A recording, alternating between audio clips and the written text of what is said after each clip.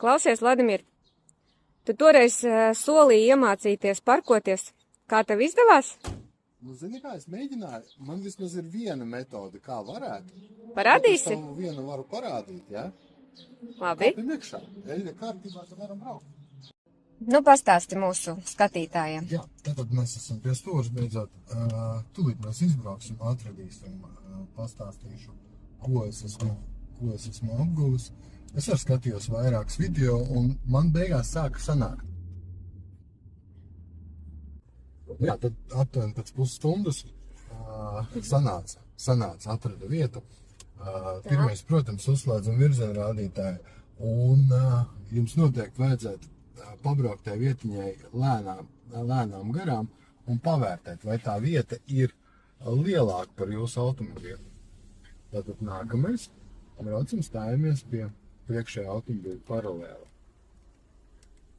Pabraucam viņam nedaudz garām, un tagad ieslēdzam atpakaļ gaitu un lēnām braucam atpakaļ, skatāmies aizmugurējā durvju mazajā lodziņā, līdz mūsu blakus automobīls tajā pazudīs. Tā, nu man viņš ir pazudis. Tagad sagriežam stūri līdz galam pa labi. Uzsākam kustību, pavērtējam labo spoguli, mazums mums tomēr kaut kas ir pamainījies. Nē, viss kārtībā garām. Un tagad mums vajag kreisajā spogulī ieraudzīt aizmugurē automobīlu pilnā apmērā. Tā, lai mēs redzam visu viņu priekšējo aizmugurē daļu. Jā, sanāca. Tagad iztaisnojam stūri un lēnītēm braucam ar taisniem riteņiem. Un skatāmies atpakaļ skata kamerā. Tikko sarkanā līnija ir precīzi līdz ar apmali. Atceramies sarkanā līnija.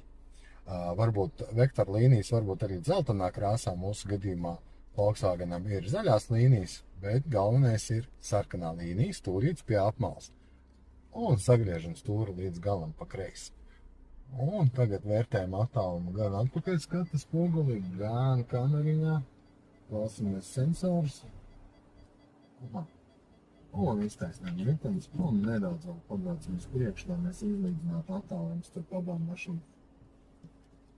Nu, kā parasti, neitrāli stāvbremzi.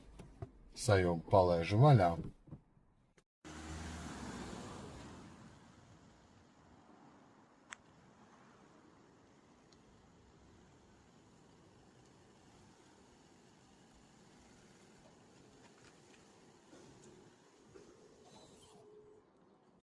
Vladimir, baigi forši sanāca noparkoties. Saki, lūdzu, ko darīt, ja nav kameras? Nu, ja nav kameras, tad būs jābrauc, jāskatās pēc priekšējās statnes un pēc labā spoguļa. Bet es vēl pagaidām vēl to metodu neesmu apgūst, tad nākamajos video noteikti padalīšos ar jums.